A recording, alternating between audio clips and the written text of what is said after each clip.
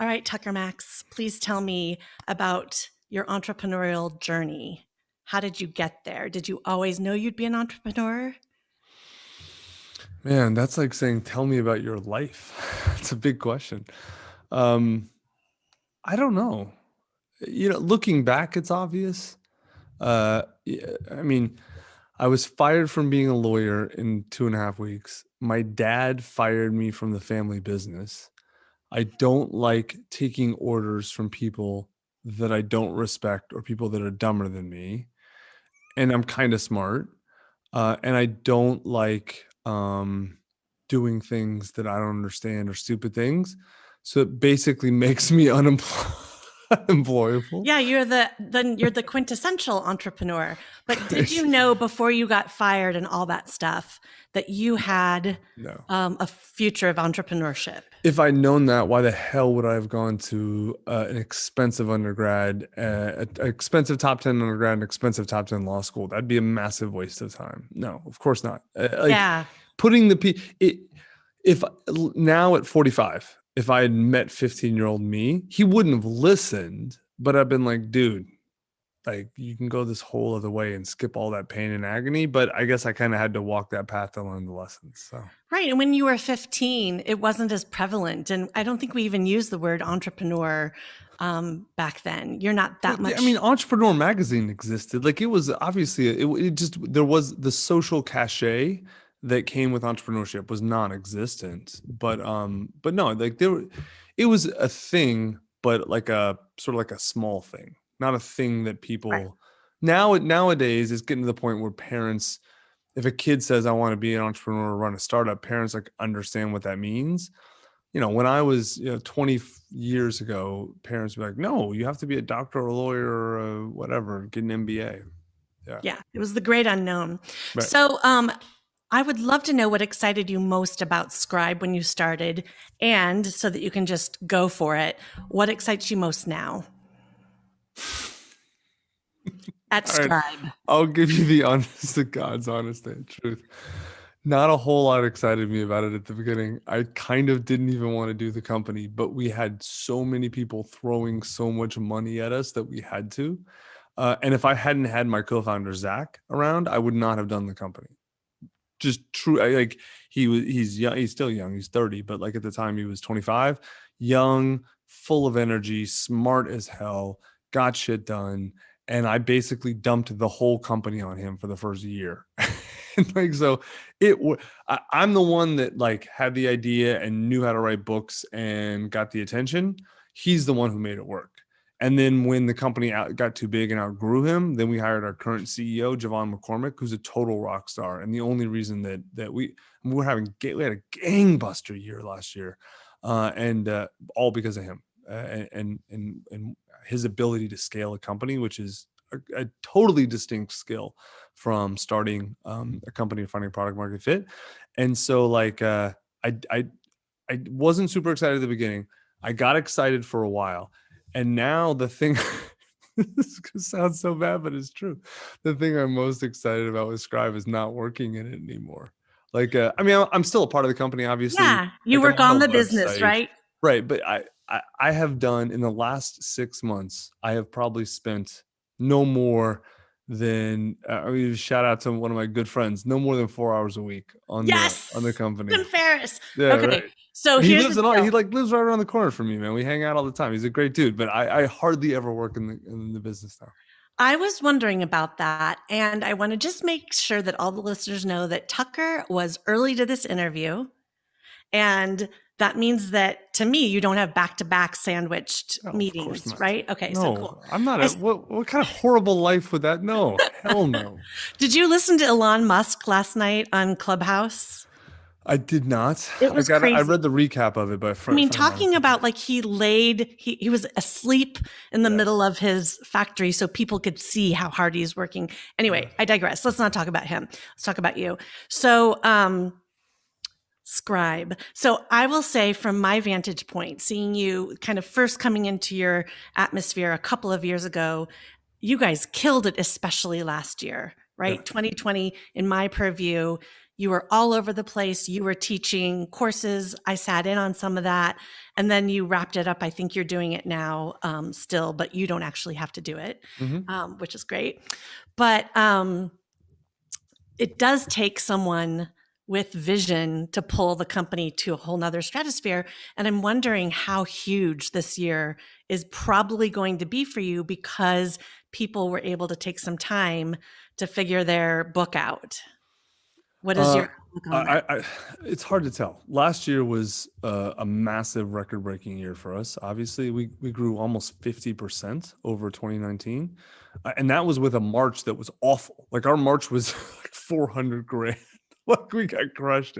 Like everybody, even companies that did well, basically got crushed in March, right? And so we got crushed in March, and then we had a December. Our December was better than our 2015 and 2016 combined. Our December, it That's was amazing. insane. Like, and I so think I we're beat off. you on the crushing part, by the way. We went from multi-million dollars to a flat zero. It was very exciting. Well, we had signed like 400 grand by like March 11th, and then lockdowns hit, and then it was zero the rest of the month. So yeah, it was bad. Yeah, It's but so that was the funny. best fire under our ass, Oh, right? dude, no Like, doubt, no doubt. get going.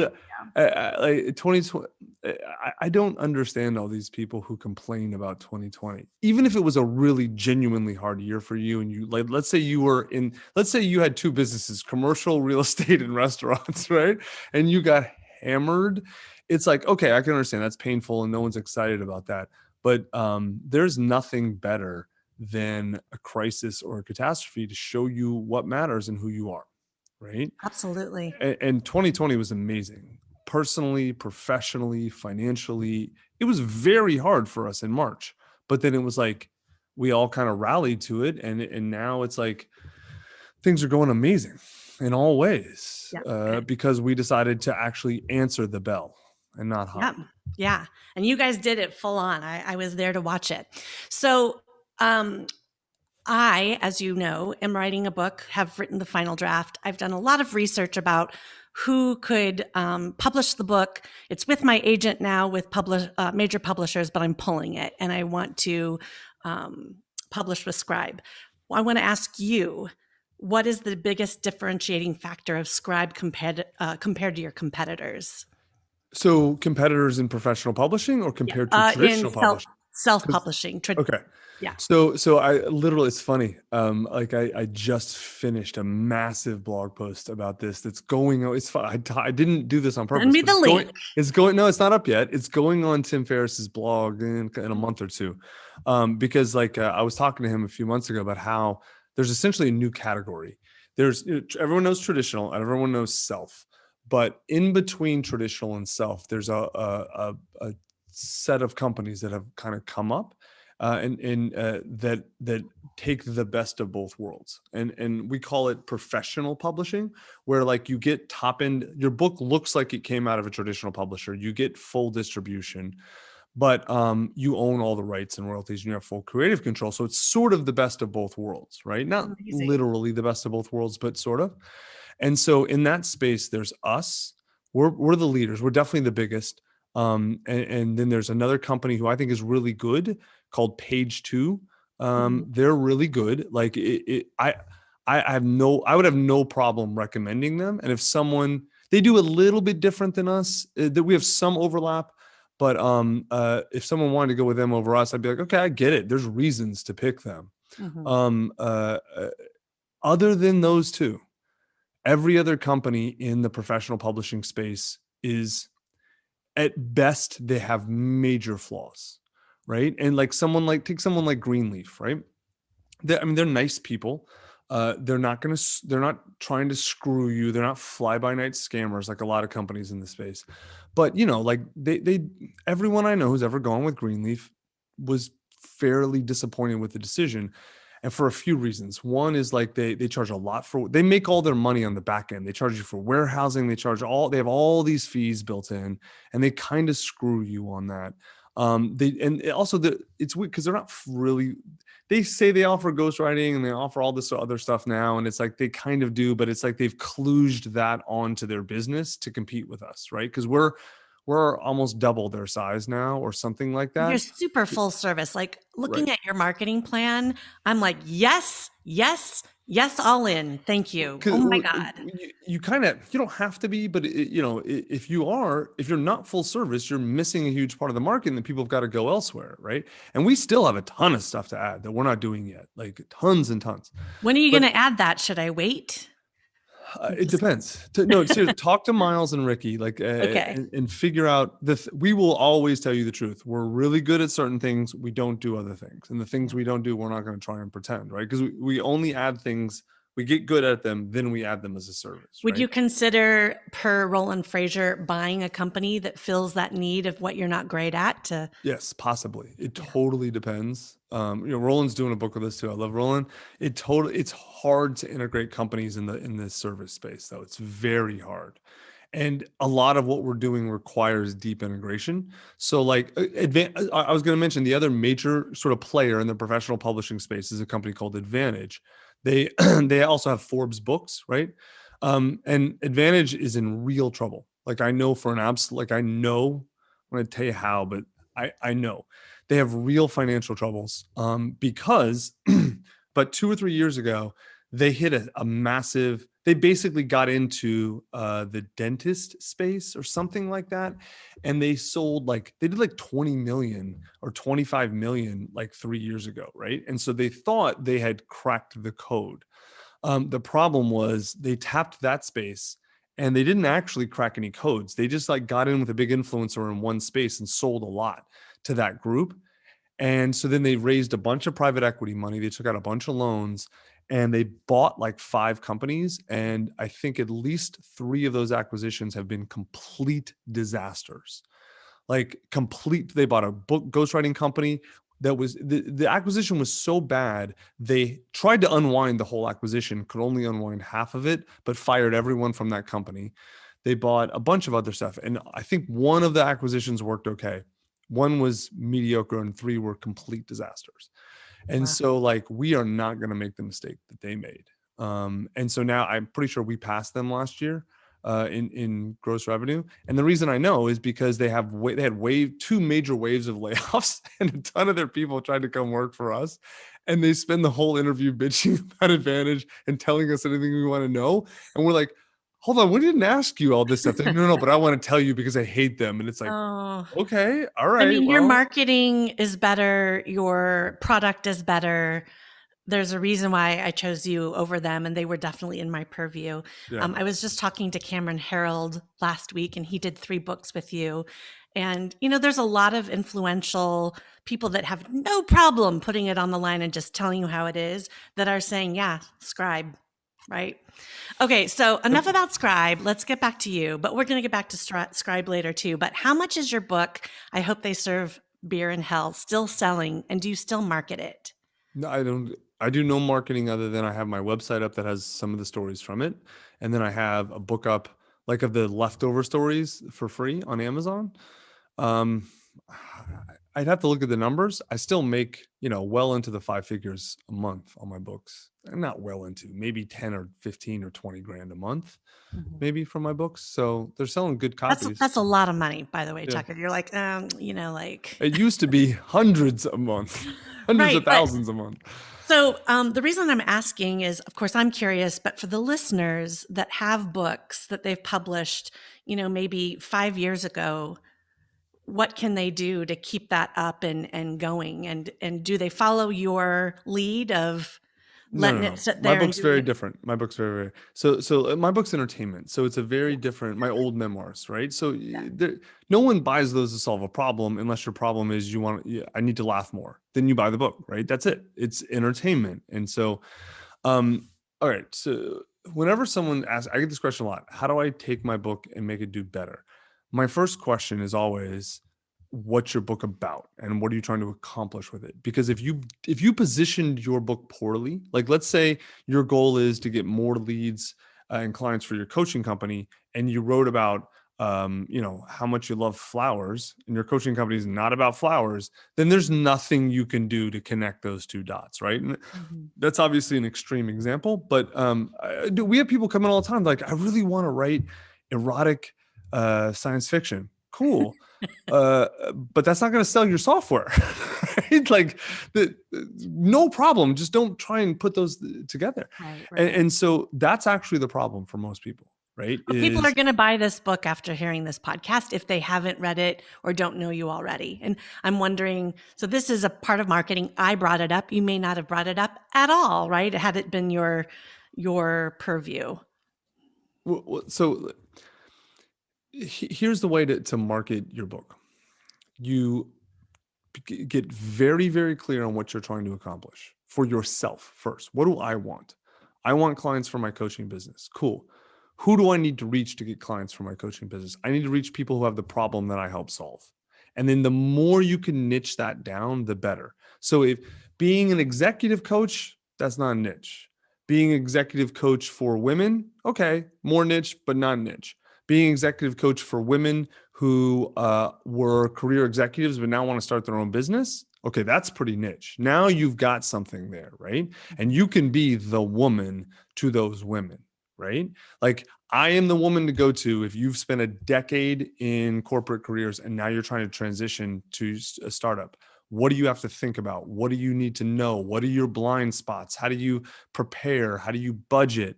Like you can be the absolute authority. And if you position yourself niche enough and you deliver value, from that point, marketing's easy. All you have to do to market is get in front of your audience and offer them the value that's in your book. Right. And then it's like literally that's what we tell people. If you position your book properly, then marketing is a couple things a week for the next 2 or 3 years, meaning like one podcast or one guest post or one blog post or whatever. Just put the value you've created for your audience in front of them. And that's why it's like people are like, oh, my audience is women. And it's like, I don't know how to get in front of women. I know how to get in front of specific types of women or specific types of men or plumbers or whatever. But there's no way to get in front of men or women or rich people, or it just doesn't exist, you know? Yeah. And I think a lot of entrepreneurs that are pretty savvy know that they need to write to their demographic, but then there's a lot of authors that don't. I will take myself as an example. The book that I'm writing is more like a business memoir, and I'm not writing it to get more clients from my core business, which is an event and entertainment production company, right? I talk about that journey on that way to that business, but I really like it, and I want to like hone in on that. If you're writing a book, even if you're writing a business memoir, know who your target demographic is before you throw all this time and energy into it and then have to spend a lot of money editing it to get it, driven to the person you really need to talk to. So if you're going to what we teach our clients is you know what a meatball sundae is, right? Like Seth Godin wrote the iconic book about it. He didn't come up with the phrase, but he wrote the book called like meatballs are delicious. Ice cream's delicious. When you put them together into a dish, it's disgusting. That's the problem that people have with memoir is they try and take a memoir and make it a business book. That doesn't ever work. It's never worked one time. You try and give me a counterexample, I can promise you I'm going to tell you why it's not a counterexample. People are like, oh, Phil Knight and Shoot Up. No, that's not a business book. That's a memoir that has a few business lessons, but he doesn't try and teach you can learn from memoir, but he didn't try and write a business book. He tried and told his story, right? Okay. So like, I think writing a memoir is great. I think everyone on earth should tell their story and write a memoir. I think it's an amazing thing. I actually disagree with you about finding an audience for a memoir, because as soon as you start trying to write to an audience for a memoir, you are going to break the cardinal rule of memoir, which is tell the truth, right? As soon as you're saying, well, I'm talking to this type of person and they want to hear X, so I'm going to make my story look like X. No one has ever read a memoir to be preached to or pandered to. No one even reads a memoir to learn about you. No one cares about you. Even reading your memoir, they don't care. They care about themselves. And they read your memoir to learn about themselves, right? Now, listen, if you're Elon Musk or Phil Knight, you can maybe say you carve out a little bit of an exception, because there are a lot of people who like, I want to know about that person. I would say even in those cases, people are trying to tap into something about themselves through that person, right? And Yep. so the whole point of a memoir is authenticity and honesty, Yeah. right? That's it. And if you can't do that, don't write a memoir. Do you know, I may be using the term business memoir incorrectly. And thank you. You just did a little mini masterclass for that. But my story, my memoir, which is going to be 100% honest and true, really encapsulates my business journey because Right. there's no way to separate it. Of course, your life and So, your business are they're not different things.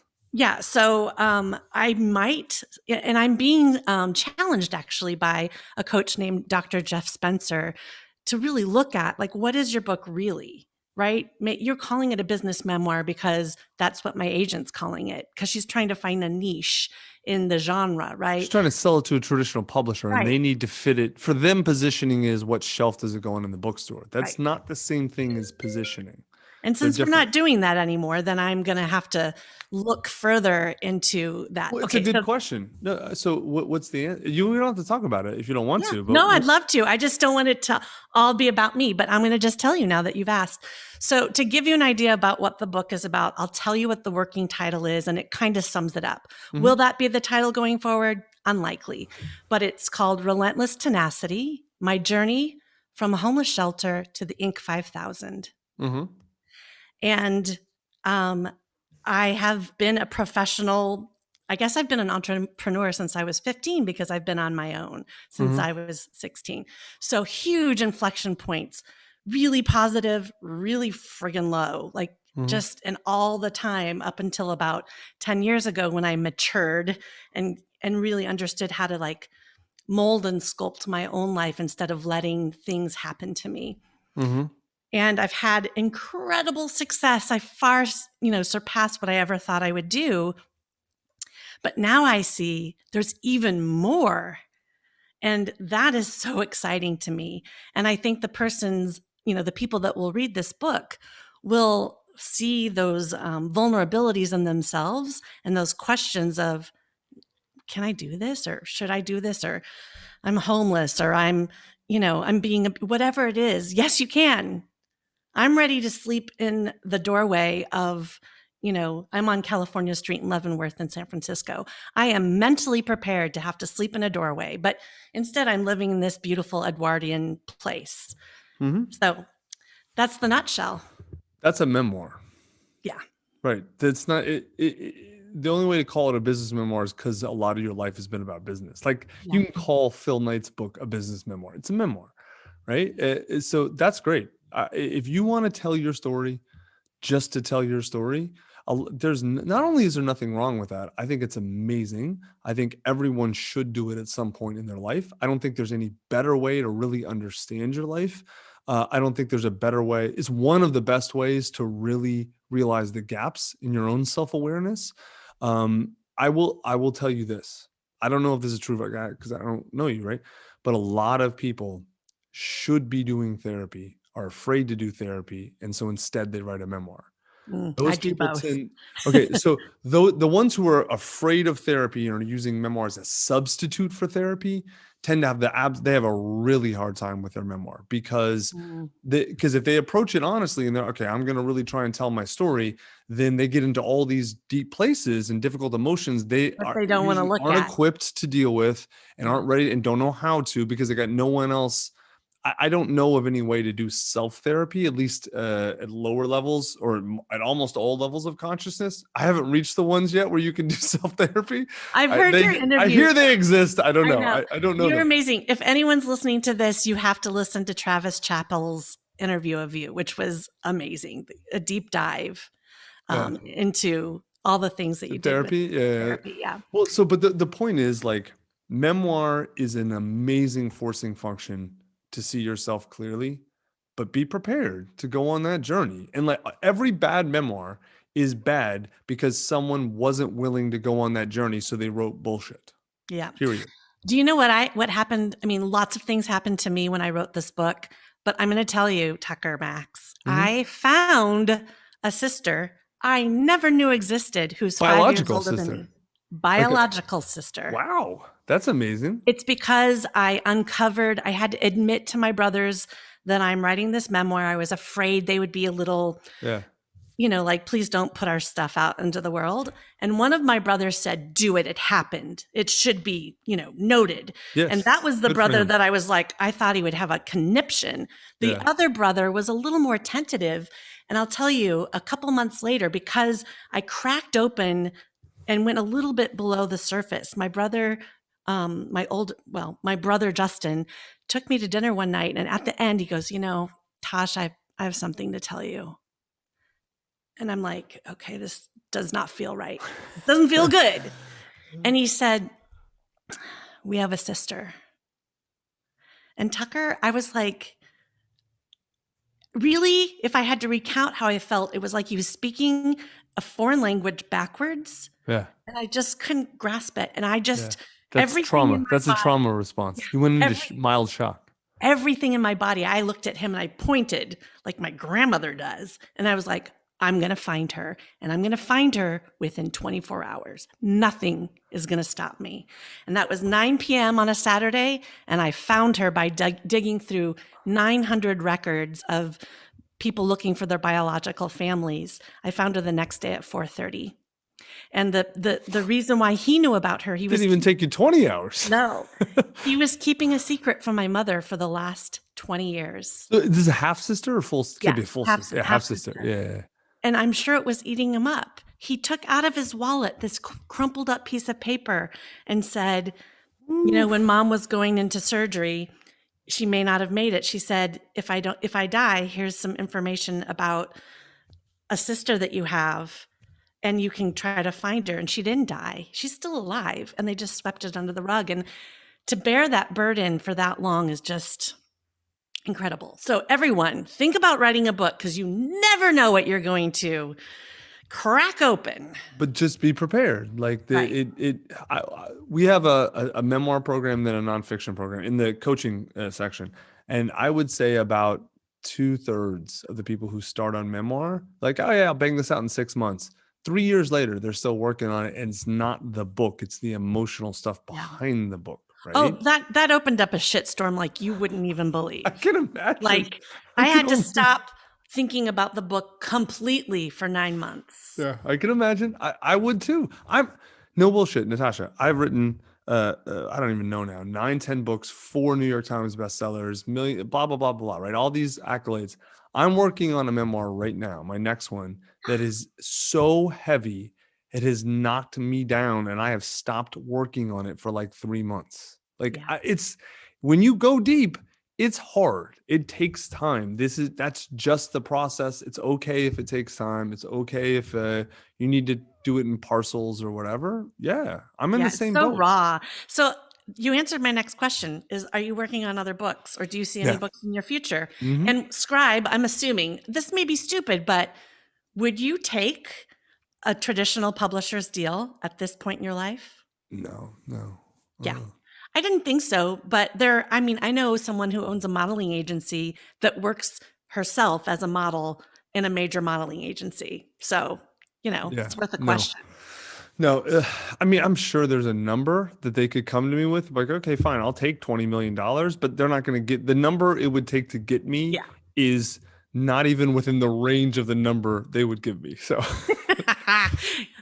You're in such a great place in life right now. So in addition to Scribe, do you have any other additional businesses or side hustles you're working on? Not really side hustles. So right now there are 3 of us that own the company: me, my CEO, and my co-founder Zach and Javon. And so Javon's running Scribe, and then Zach and I are both building sort of orthogonal businesses, right? Zach's brilliant, man. He just decided he wanted to start programming, and like 6 months later, he's like an AI programmer now, and like a good one. I know, seriously, it's amazing. And so he's building a couple pieces of software that we're going to start using internally, and then probably spin out and sell, right, once we get them. I'm the other way. We're actually building a different model of publishing. So Scribe is a pure service company, right? We don't own any of the books. We don't take any of the royalties from the author. They pay us a fee. We do a kick-ass service, and then they control the book. But we have a lot of authors coming to us who want some sort of rev share or quasi traditional deal, right? There's a massive market for that. And I think the traditional publishers are killing themselves and imploding. And that even if they all died, there's still a place for that model. Mhm. I just think it has to be updated for the 21st century. Do you So look at some people's sales and go, "Oh, I think like opposite, that people are coming to you wanting a rev share"? Are you looking at successes and going, "Wait a minute, we made that happen," or "We yeah, helped like make David that happen"? Goggins. Yeah. David Goggins sold 2.5 million copies, and a big part. He's most of it, right? But we like if he'd gone with traditional, I don't think he would. It would have been anywhere near as good as going with us, right? He still would have sold millions, but probably anywhere from 10 to 30% less Yeah. than with us. And so, and the main reason is because David trusted us to make the creative, and we brought in the best people and made the best decisions, whereas a traditional publisher would have neutered the book, right? Yeah. And so, anyway, so we're building a hybrid traditional arm that I'm building that. So like me, Zach, and Javon are partners and Wait, in everything. 4 hours a week, you're building that? Yeah, because I'm doing Yeah. it right. Like I am the visionary, and I am the one, the aesthetics person. I am not the day to day person. Like usually when I get into the day to day, it's I screw it up. You So just like, phone in your ideas. You're like, "I just woke up. Here are my ideas. Now go." I mean, you know who Dan Sullivan is, right? Like Yeah. okay, so I'm a huge Who Not How person. Like actually we helped him do the book Who Not How, which I love. And Look at I that. love Strategic Coach. And like it was one of those things where like I thought I understood the Who Not How idea. And then once I dove into the book, I helped him and Ben Hardy. I edited the book actually. And it was the only book I worked on last year that it wasn't mine. And I was like, oh, I don't understand this idea at all. I've been totally screwing it up. I've been looking at like delegation. That's not what it is. And so like, yeah, so we're the hybrid traditional arm is we're getting close to 8 figures. And I'm an hour a day, maybe. I do like because we've hired the right people and we're Yeah. doing the right, it's like, you know how it is, Natasha, like your first thing, you make every mistake. And then your second thing, you make half the mistakes. And your third thing, you make 30% of the mistakes. And like I learn, I'm slow, but I learn.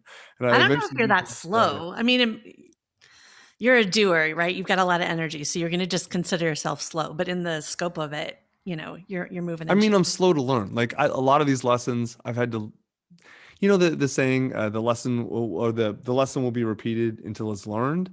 I feel Mhm. like a lot of these things I've been hit with multiple times. Like, so like, some people like, dude, Zach, my co-founder, he generally learns the lesson immediately. Like first time he's like, oh, okay, I'm never going to make that mistake again. I'm like, no, you got to hit me 4 or 5 more times before before Well, I learn Zach, it. I mean, the way you're talking about him at 25, if he was able to do what he did with you at that age, Yeah. that is a very special person. He is. He's Yeah. 30 now. The dude just learned AI Yeah. programming in 6 months. He's Yeah. amazing. He's like Yeah. Mensa probably Oh yeah. No, he is. status, right? Yes.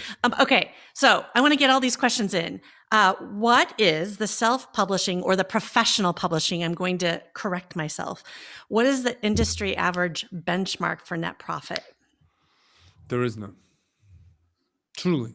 I mean, because some people come in and they're like, I want to write a book about the flowers of Eastern Texas, and it sells 10 copies, right? Or the poetry of, Oh, I meant for Nacogdoches, and it's like, your business model, oh, not for for my the model. author. Yeah. I honestly wouldn't know because none of these companies are public. We have a weird space, man. Like the that space is so disjointed and it's been so down market for so long. And so we were the first ones to come in really and make a serious effort to do a serious high end upmarket version of that. Is Mhm. why we've been so successful, but it's hard because most of the space is down market. It's sort of like taking a Hyundai and elevating it to compete with Lexus. It takes time. It's not Right. easy, right? And our space was a Hyundai when we came in it. And no, so no one's public. Well, what would make your heart sing? What would you be like, yes? For what? For what? Net profit, percentage Oh, of our revenue. percent? Yeah. We were last year, I think we were 11% last year. Okay. Now that's a service business where we were Yeah. heavily, I mean, we hired 25 new people last year, right? And so Yeah. like we were heavily investing in growth. Our goal this year is 15. And Okay. then we want to, once we get to a good mature space, be around 20% net Right. profit, which out of the service business would be kick ass. Really thankful for you to answer that question because I think a lot of people really focus on revenue, which is it has its place, Yeah. But but the if profit you spend margin. $10 million to make 9 million, that's not good. Right? You can say we made 9 million, but you spent 10 to get there. So it's not going to work. Yeah. So the next question, I don't know how much you're going to know about this because you're not working in the business, but how do you handle people ops? So people operations, human resources at Scribe. And if you want to just say one small In what thing, way? In what way? like what is the structure? What is the culture? The reason I ask is I'm on the advisory board of Zenefits, and it's really come up to my mind about how organizations work their people and changing the thought to human resources to Yeah. a community or people operations. So we have kind of a famous culture because we put like Entrepreneur 2 years ago named us the #1 small company culture in America. And we've won, all those culture awards, which honestly are meaningless. They're just really good for recruiting. So I we know. participate and we win. And But like we win them for a reason, like we're not like we've had a couple people leave Zappos to come to us. And Zappos, is famous for their culture. And they're like, nah, it's a show. It's maybe like, yeah, maybe there was a day when it was like that, but now It's it's kind of mainly heartbreaking just to talk about it, really. because of Tony. Why? Yeah, Yeah. right, yeah. But like most of the companies that pay lip service to culture, it's lip service, right? Mhm. We're very, very, very different. Because like again, our company culture sprung out of Zach and I, who are like, we're just gonna always be honest and tell the truth, and we're gonna build the company we want to work at, which Yeah. seems obvious, right? Is an absolutely astoundingly revolutionary act. In America, anywhere really, if you build a company where people are not a resource, but people are the point, that is a fundamentally revolutionary act. And almost everything you do is the opposite of the way most people do it. Almost everything. I mean, like, look, corporate America has like 20 or 30% of stuff right. Like certain structural things, or here's how you do payroll taxes, or what, yeah, or here's how you do your books, or what. Okay, right. But like the way that people are seen as a disposable asset, and they are assumed to have to leave their identities and their selves and their emotions out of work. That is an inherently dehumanizing process. And we rejected it from the jump, refused it. No, this is not absolutely, absolutely unacceptable. And so we have a company that is the opposite of that. That's awesome. How many employees, including yourself, do you have today? So we are 62 or 3 full-time, and then we have another 250 who are like kind of part-time freelance, but like Yeah. we not random freelancers off Upwork. They're like, we have a separate Slack for them, and there's a lot of people who make all their money from us, just about, Yeah. probably, or a lot from freelance, or a huge portion of their income. I don't know, who knows how much, but so I mean, and like the amount of work we do, we really have, it's almost like having 200 full-time. It's Mhm. not literally, but the way that part-time, full-time legal designations are so silly in Oh America. my God. Yeah, I Tell know. me about it. I know if you're in the events phase, you know this stuff really well. Yeah. I know. I mean, I was proud to have a team of 15 full-time employees and over $1 million payroll. That was so easy for me to have pre-March. Yeah. Yeah. Right. And of course, we have hundreds of 1099 Yeah. people, if not more. But Yeah. but you know what I found out, Tucker, is after I had to do some layoffs and I have this smaller team and we pivoted immediately to virtual, which I love, by the way. Uh-huh. I am loving my job. Every day I It's a wake lot up, less stressful, I can so imagine. much less stressful. The people I have on the team right now are absolutely the right butts and the right seats and has Yeah. capacity. It's so exciting. Okay, what is one major strategy that you guys are going to take into this next year to scale and grow? So that is definitely a question that I'm the wrong person to ask. That is a CEO question, and I am not the CEO. You Let might me have heard them talking about it though. What's funny? Seriously, Natasha, I'm Or, not in the I swear to God, I'm not in the executive meetings anymore. oh my God. No, it's true. I haven't been in the executive meetings in 6 months. Woohoo. Like I don't get involved Congratulations. in the day to day. The like I had a conversation with my CEO about this. Like we talked, I said, listen, man, you need to think of me like a chainsaw, right?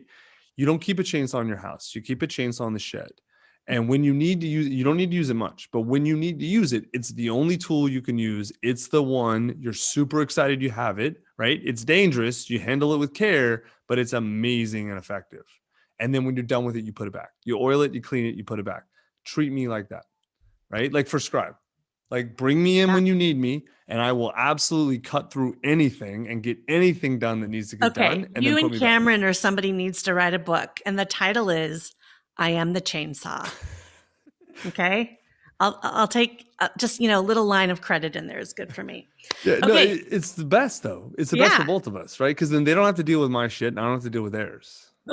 it's good to you that you know that, and it's Yeah. good that you found that at this time because there's some founders or co-founders that just hit it hard until they burn out. Okay, last question is: have you thought about what your exit plan is For what? For Scribe and for you? Is it something you're building to sell? No. Is it something you're in for life? No, we've already had, it's pretty funny when you get, there's so much money out there right now chasing alpha. It's ridiculous. And so we're not a big company. Like, you look at like the scale of American companies, we're a flea on a dog's ass. Like, even though we're well into the 8 figures, we're still a flea on a dog's ass. Like, that's just the reality, right?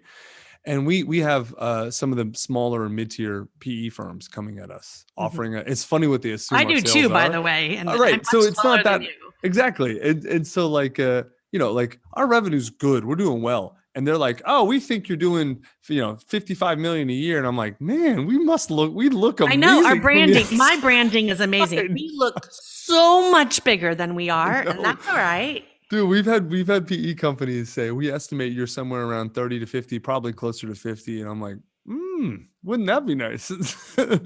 But we've had offers, and it's like I'm there. Like I said, it's sort of like the traditional. There's a number we would sell at, right? Sure. But like we joke about this. Okay, if someone right now said $100 million cash offer, we'd seriously consider it, maybe even take it, right?